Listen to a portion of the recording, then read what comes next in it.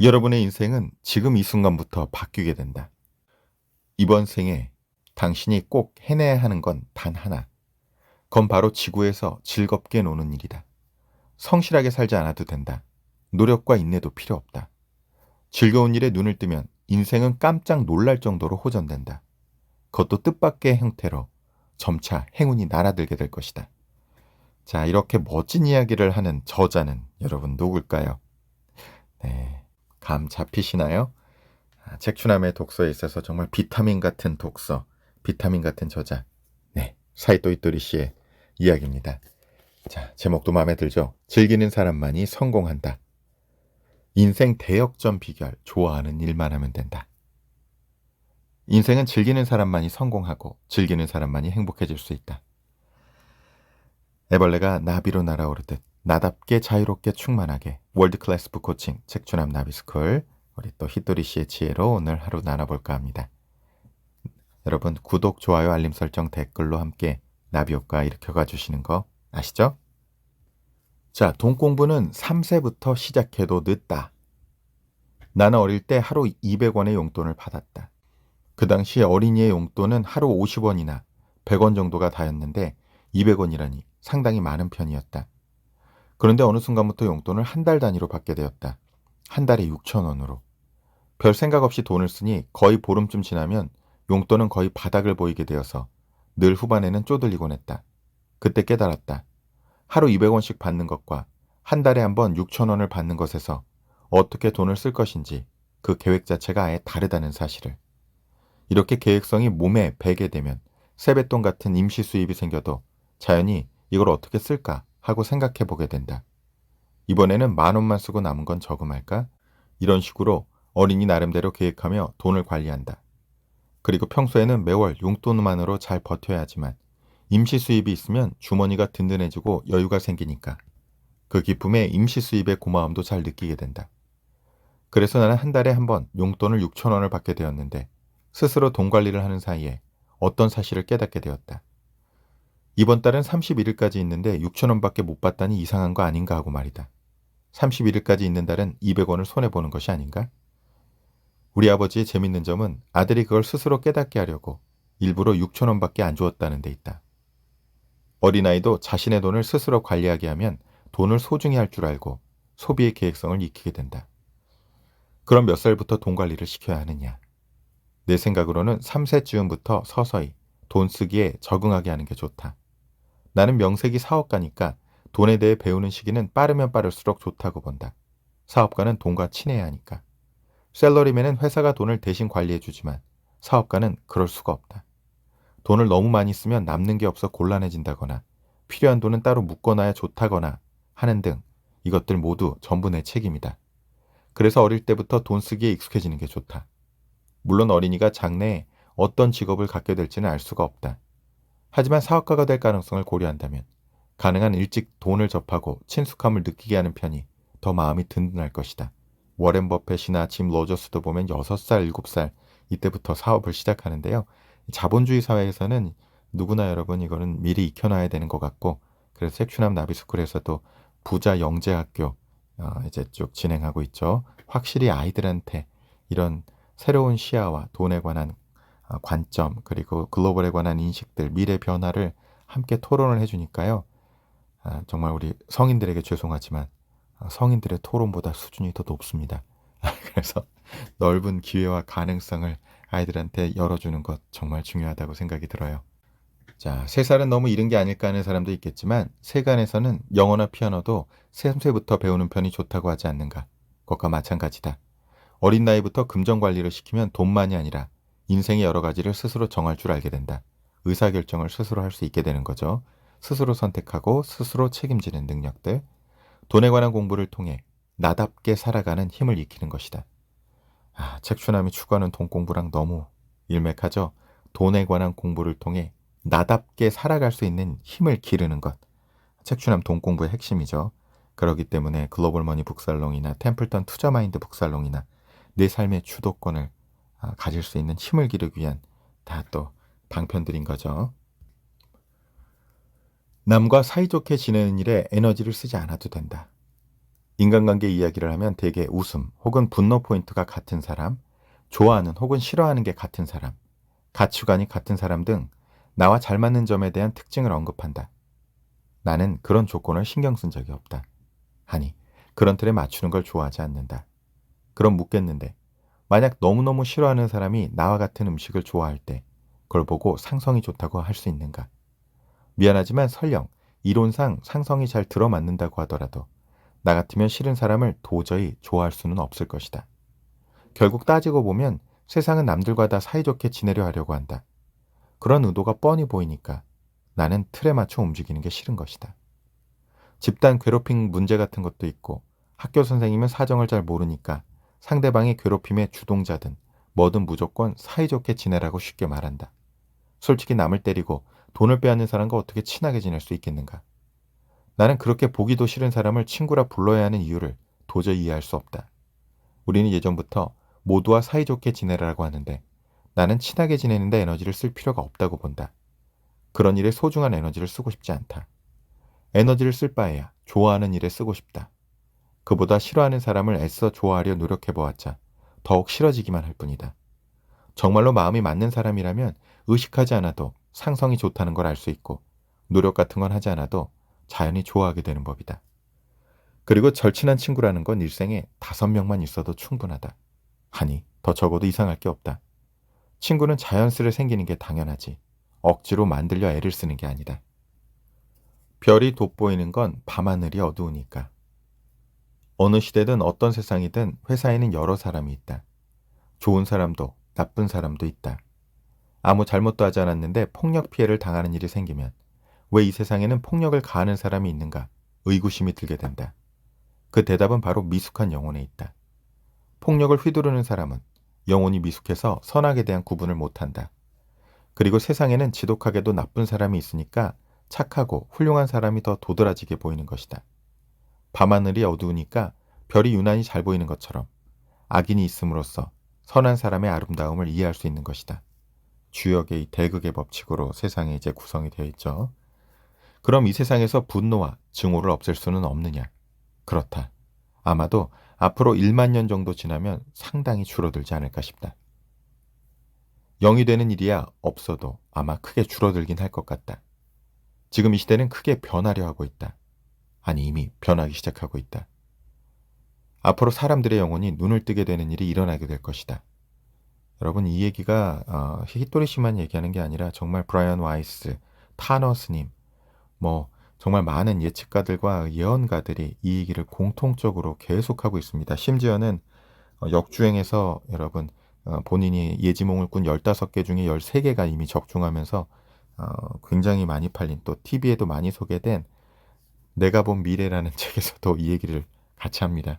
자, 그래서 나비스쿨 커뮤니티, 이제 방주 커뮤니티가 되는 거죠. 그 격변하는 시대를 준비할 수 있는 그런 커뮤니티로 우리가 성장하고 발전하고 또 깨어나는 사람들에게 어떤 좋은 도약대가 될 수 있는 그런 좋은 방주 커뮤니티로 성장해 가면 좋겠다. 이런 생각들을 요즘 또 많이 하고 있죠. 그래서 좀 더 미래 준비를 좀 더 강하게 우리 책주남 나비스쿨 우리 나비님들이 할 수 있도록 여러 가지 이 생각 저 생각 해보고 있는 요즘입니다. 자, 앞으로 사람들의 영혼이 눈을 뜨게 되는 일이 일어나게 될 것이다. 그로 인해 모두가 좀 더 자기 책임의 의미를 확실히 이해하게 된다. 자기 책임은 개인의 행복을 생각하는 것을 의미한다. 모두 자기가 좋아하는 일을 자유롭게 즐기고 싶다고 생각하기 시작하니까 세상도 서서히 그게 가능한 형태로 변화하는 것이다. 즐겁게 노는 것이 당연시되는 세상이 되는 것이다. 여러분, 요새 AI가 바꾸고 있는 세상을 보면 진짜 마법이 시작됐다는 생각 들거든요. 챗GPT와 저 독서 토론하는 거 보셨죠? 책추남 나비스쿨 북살롱에서도 또 어제서부터 본격적으로 저희 독서 토론에 챗GPT를 적용해서 같이 어제는 템플턴 투자마인드 북살롱 했는데 참여자들이 모두 다 다음에도 참가시킬까요? 그랬더니 모두 다 아주 만장일치로 참여시키기로 하죠. 오늘도 2030들을 위한 미래 준비 북살롱 하는데 챗GPT와 함께 토론하는 식으로 정말 시대가 많이 바뀐 거죠. 이제 우리가 정말 원하는 것을 분명하게 하고 그것을 현실화할 수 있는 수단들이 강력하게 보상되고 있기 때문에 여러분이 격변하는 시대를 정말 감지하고 준비를 꼭 시작하셨으면 좋겠습니다.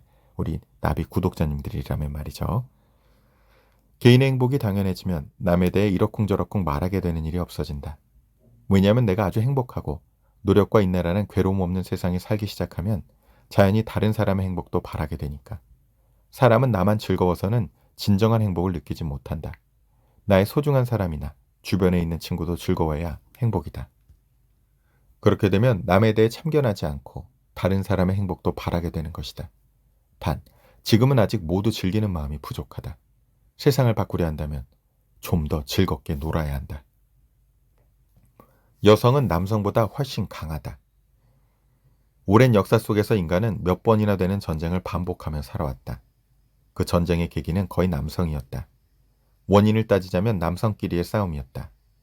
그래서 왜 남성들이 세계 곳곳에서 전쟁만 일으키느냐 하면 남성은 여성보다 위라고 여겨져 왔기 때문이다. 대다수 남성들은 남자가 여자보다 위다라고 생각하곤 한다. 그걸 보여줄 수단은 역시 전쟁밖에 없었다. 힘 말고 다른 분야에서 남성이 여성보다 높음을 증명할 게 없으니 세계 곳곳에서 전쟁이 일어났던 것이다. 하지만 그것도 이제 다소 진정세를 보이는 건 새로운 시대가 시작되면서 영혼이 눈을 뜨는 새벽을 맞이했기 때문이다. 개벽의 시대라고도 하죠. 새로운 시대에 태어난 젊은이들은 이제 남자가 위라느니 여자가 아래느니 하는 생각은 하지 않게 되었다. 아니 오히려 사실은 여성이 더 강하다는 사실을 인식하고 있다. 이제 새로 태어나는 사람들은 처음부터 영혼의 수준이 높으니까. 여성들은 대단한 존재이다. 영업에서도 실적 상위권이 모두 여성이라는 회사도 드물지 않다. 그런데도 여전히 여성의 힘을 인정하지 않으려는 남성들이 있다는 말이다. 후천개벽 또 양과 음에서 음의 그 힘이 더 강해지는 시대라고 하죠. 물론 모든 남성들이 다 그렇다는 건 아니지만 옛날 사람 중에는 여성을 천하게만 보았던 이들이 많았던 건 분명한 사실이다. 왜 남성은 여성이 강하다는 걸 인정하지 않느냐 하면 그건 남성이 약하기 때문이다. 그만큼 남성에게 여유가 없다는 뜻이다. 진정으로 강한 사람은 뛰어난 사람에게 당신은 이런 부분이 대단하네요라고 아무렇지도 않게 말하지 않는가. 상대방이 여성이든 그 누구든 간에 훌륭한 부분은 칭찬하는 것이다. 그런데 약한 사람들은 틈만 나면 이기려 들고 다른 사람의 장점을 인정하지 않는다.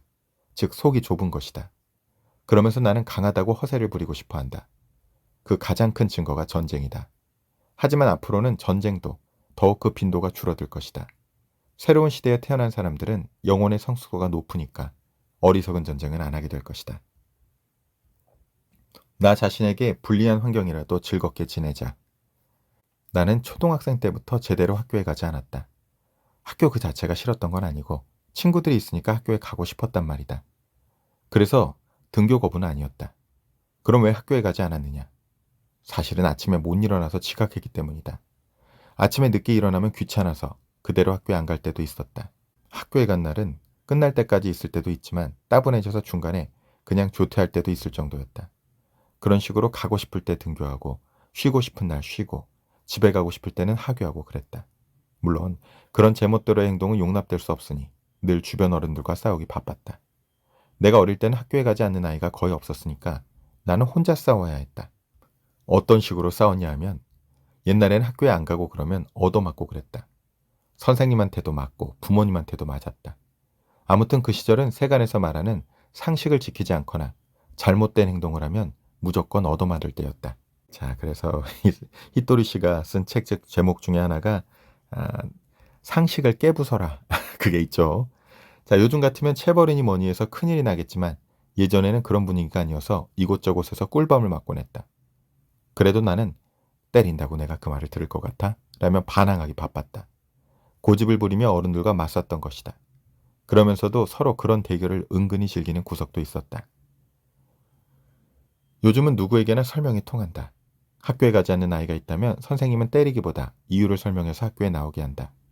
부모님도 체벌이 아니라 아이를 잘 타이른다. 아이들도 학교에 가기 싫은 이유를 이치에 맞게 부모님과 선생님께 설명해야 한다. 어떤 상황이든 설명이 통하는 그런 좋은 시대이다. 하지만 내가 어릴 때는 설명 같은 건 통하지 않았다. 그래도 나는 고집스럽게 뜻을 굽히지 않고 부모님과 선생님의 말을 듣지 않았다. 설명이 통하지 않는 세상에서 나의 뜻을 관찰하다니 너무나도 힘들었지만 나에게 있어 그것도 게임처럼 재미있었다. 아무리 나에게 불리한 환경이라도 그걸 오히려 즐겼다. 이게 잘못하면 오해하실 수 있으니까 여러분 상식을 깨부숴라 보시면 이 히토리가 얘기하는 그 상식을 깨부수는 건 정말 깊은 사랑의 마음을 가지고 한다는 것을 여러분 좀 아시면 좋을 것 같고요. 근성이 아니라 방법론을 생각하라. 부모님이나 선생님과 싸우면서 배운 것도 많다. 예를 들어 나의 의지를 관찰할 때는 큰 난관에 부딪힌다가 바로 그 중 하나다. 말했듯이 내가 어릴 때는 학교에 지각하거나 쉬는 것에는 큰 벽이 놓인 것처럼 쉬운 일이 아니었다.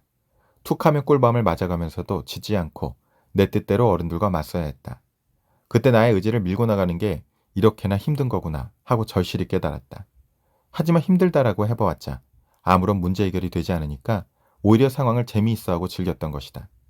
그렇게 내가 즐기기 시작하자 어른들도 이 녀석 입만 살아가지고 하시면서도 어쩔 수 없다는 눈으로 지켜보게 되었다. 사고 뭉칠수록 귀엽다고 하는데 딱 그런 시기였다. 그래서 나도 선생님이나 부모님을 싫어하지는 않았다. 나는 어린 시절 그런 걸 확실히 배운 덕분에 어른이 되어서도 곤란한 일은 일어나지 않았다. 평범한 사람에게 있어서는 엄청난 고난처럼 보이는 일이 일어나더라도 나에게는 별 대단한 것도 아니었다. 그래서 내게는 이 세상이 너무 쉬워서 견딜 수가 없다. 저 이런 거 보면 웃음이 나와요. 예, 여러분 어떠세요? 이 말하는 거. 그래서 내게는 이 세상이 너무 쉬워서 견딜 수가 없었다. 학교를 빼먹었을 때 얻어맞은 꿀밤에 비하면 어지간한 일은 가볍게만 느껴지니까 무슨 일이 생겨도 문제를 쉽게 해결해버린다. 일어난 사건을 게임처럼 즐기면 절대로 나쁜 상황이 찾아올 수가 없다. 난 어린 시절에 근성을 길렀던 게 아니다. 방법론을 생각하는 힘을 단련했던 것이다. 이 세상은 근성으로 통하는 게 아니라 어떤 장애물이 생겼을 때 그걸 어떻게 통과할 것인지 방법론만 생각해내면 된다. 공부를 못하더라도 누구든 방법론을 고민하다 보면 반드시 그걸 찾아낼 수 있다.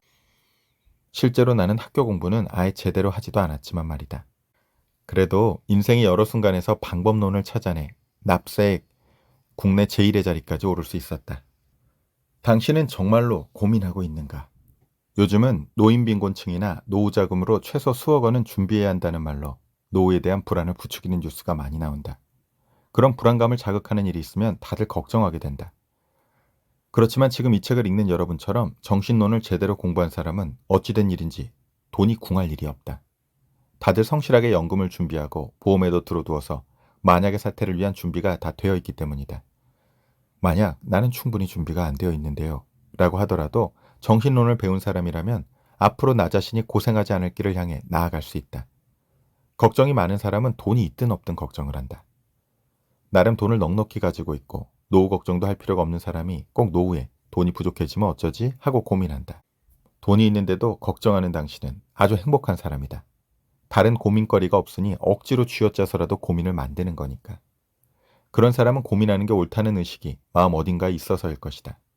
인생의 고민이 따라다닐 수밖에 없고 고민하지 않으면 인생이 아니라는 이상한 관념이 있는 것이다. 고민 없이 사는 게 나쁘다고 믿으니까 굳이 사서 고민하는 것이다. 결국 그런 것도 놀이가 부족해서라고 생각한다. 좀 더 놀이에 푹 빠져보자. 바빠서 고민할 틈도 얻게 될 테니까. 우선 행복해지고 나서 행동해라. 대체로 많은 사람이 뭔가를 하지 않으면 행복해지기 어렵다고 여긴다. 돈이 있으면 행복할 것이다. 연인이 있으면 행복할 것이다. 공부를 잘하면 행복할 것이다. 좋은 일자리를 얻으면 행복할 것이다. 이런 생각을 하지 않는가? 그렇지만 아무것도 없어도 이상적인 상태에 이르지 못하더라도 지금 이 순간에 당신은 얼마든지 행복해질 수 있다. 그럼 어떻게 해야 이 순간부터 행복해질 수 있느냐? 내가 늘 티팬티를 입은 미녀를 상상하며 즐기듯 당신도 좋아하는 것을 머릿속으로 그려보자. 네, 히토리가 맨날 얘기하죠. 본인의 진동수를 높이는 건 이 야한 책을 보는 것이다. 이 70대 제가 지금 훌쩍 넘으신 것 같은데 네, 어쨌든 재밌는 분이십니다. 자, 그렇게 하면 틀림없이 단박에 행복한 기분을 맛볼 수 있다. 그런 작은 행복 가지고 되겠느냐고 하는 사람도 있지만 그 말은 틀렸다. 작은 행복이라도 좋으니까 아무튼 이 순간의 행복을 느껴야 한다. 그리고 그 행복이 마치 줄줄이 고구마처럼 더 큰 행복을 불러온다. 작은 행복에서도 행복의 파동이 나온다. 그 파동으로 좀 더 행복해질 수 있는 운을 나에게 끌고 올 수 있다. 멋진 친구가 생기거나 좋은 일을 얻는 식으로 말이다. 우선 행복해진 상태에서 행동하는 것과 부정적인 파동을 내보내면서 행동하는 것에는 같은 일을 하더라도 결과는 전혀 달라진다. 여러분 굉장히 중요한 구절입니다. 우선 행복해진 상태에서 행동하는 것과 부정적인 파동을 내보내면서 행동하는 것에는 같은 일을 하더라도 결과는 전혀 달라진다. 여러분 이건 머니룰이라는 책을 참조하시면 또 여기가 끝이 아니다. 이런 책들을 쭉 보시면 여기에 관한 이유 또 거기에 또 디펙 조프라의 바라는 대로 이루어진다 이 책들을 보면 통합적으로 이해가 되시죠. 그리고 좀처럼 행복을 느끼지 못하는 사람은 대개 누군가로부터 행복해지는 건 좋지 않다라는 인식을 받으며 살아왔을 때가 많다. 예를 들어 부모는 아이가 게임만 하고 지내면 화를 낸다. 그렇지만 부모가 어릴 때는 지금처럼 게임이 없었을 뿐이지 만약 있었으면 그들 역시 푹 빠졌을 게 분명하다. 아이가 게임을 하고 싶어 한다면 그냥 하게 두면 된다. 게임을 해서 행복을 느낀다면 그 행복이 다음 행복을 부를 테니까. 하지만 부모가 아이의 행동에 화를 내며 게임기를 빼앗으면 아이의 머릿속에는 행복해지는 건 잘못된 일이라는 인식이 심어지게 된다. 즐거운 일을 해서는 안 된다. 꼭 참고 공부해야 한다면서 말이다. 그런 인식이 자꾸만 쌓이고 쌓이게 된다. 게임만 하게 내버려 두어도 괜찮냐고 걱정하지 않아도 된다. 인생은 어떻게든 돌아가게 되니까. 뭐든 즐기면 인생이 더 좋아지는 일은 있어도 나쁘게 굴러가는 일은 없다. 그래도 걱정하는 부모가 있는데 정말로 인생은 어떻게든 되게 되어 있다. 자녀의 인생이 잘 안 풀리는 일이 생긴다면 그건 부모의 깊은 의심이 감당 안 되는 나쁜 상황을 불러와서 그렇다. 나처럼 인생은 분명 잘 돌아갈 것이라고 믿는 사람은 무엇을 하더라도 다 잘 된다. 놀이를 하나 더 하면 바로 일이 즐거워진다. 일 그 자체는 싫지만 고객에게 고맙다라는 말이 기뻐서 계속 일을 해나가고 있다. 그런 감각으로 일하는 사람도 있을 것이다. 일하는 건 싫지만 그 속에 플러스 요소가 있으니까 어떻게든 아슬아슬한 곳까지 버티는 것이다. 이런 사람은 어떻게 해야 일을 좋아할 수 있느냐 하면 역시 그 답은 놀이밖에 없다. 놀이가 부족하니까 일이 따분하게 느껴지는 것이다. 놀이를 마음껏 즐기는 사람은 놀기 위해 돈을 벌려야 한다. 생활비나 필요한 곳에 돈을 쓰고도 더 놀기 위해 충분한 자금이 남을 수 있도록 하고 싶다. 어떻게 하면 그만큼 돈을 벌 수 있을까? 이렇게 생각하게 된다. 한번 노는 즐거움을 맛보면 즐거워서 그만둘 수가 없게 되기 때문이다. 그렇게 떠올린 아이디어를 실천해보는 사이에 어느덧 수입은 쑥쑥 늘어나게 된다. 수입이 늘어난 건 그만큼 출세했거나 고객이 늘어났다는 뜻이지 않은가. 좋은 결과가 따르니까 분명 일하기도 재미있을 것이다. 어떻게 수입을 늘리는 방법을 금세 생각해낼 수 있냐고 말하는 사람도 있을지도 모른다. 하지만 진심으로 돈 벌 궁리를 하면 그 지혜도 샘솟게 되어 있다. 지혜가 나오지 않는다는 건 그리 심각하게 생각하지 않았다는 뜻과 마찬가지이다. 생각에 생각을 거듭하고 또 생각해보자. 나한테 딱 맞는 방법이 분명 머릿속에 떠오를 테니까. 고객의 감사를 받으면 누구든 기쁠 것이고 그건 멋진 일이기도 하다. 그렇지만 그것만으로는 언젠가 힘들어질 것이다. 왜냐하면 누군가가 감사를 표현해주지 않는 한 당신은 언제까지고 행복해질 수 없을 테니까. 반면에 놀이로 일하는 즐거움을 발굴해 나가는 건 모두 내 행동에서 기인한 것이다. 얼마든지 마음껏 행복을 손에 쥘 수 있다. 플러스의 감정과 마이너스의 감정의 아슬아슬한 균형을 유지하는 사람은 거기에 놀이 하나를 더함으로써 그 균형의 시소가 행복의 방향으로 확 기운다. 일이든 뭐든 재미가 없을 리가 없다. 여러분 어떠신가요? 히토리의 이야기를 이렇게 그냥 듣다 보면 왠지 마음이 편안해지고 뭔가 잘 될 것 같고 그런 약간 기분 좋은 느낌이 생깁니다. 진동수를 높여주는 책이라고나 할까요? 자, 오늘 나비스쿨 학원은요. 나는 우선 행복해지고 나서 행동한다. 자, 따라하고 듣고 댓글로 적어보세요. 분명히 여러분은 잠자의 시간에 변화의 씨앗으로 심길 거예요. 왜냐하면 에너지가 구취해야 되니까요. 자, 다시 한번 나는 우선 행복해지고 나서 행동한다. 나는 우선 행복해지고 나서 행동한다. 어포메이션 방식으로 해볼까요? 왜 나는 먼저 행복해지고 나서 행동할 수 있었을까? 네, 여러분 분명히 여러분 안에 변화를 일으키는 학원이 되리라 믿습니다. 이 나비 효과를 함께 일으켜 가주시는 우리 나비 구독자님들에게 좋은 일이 눈사태처럼 몰려오고 있답니다.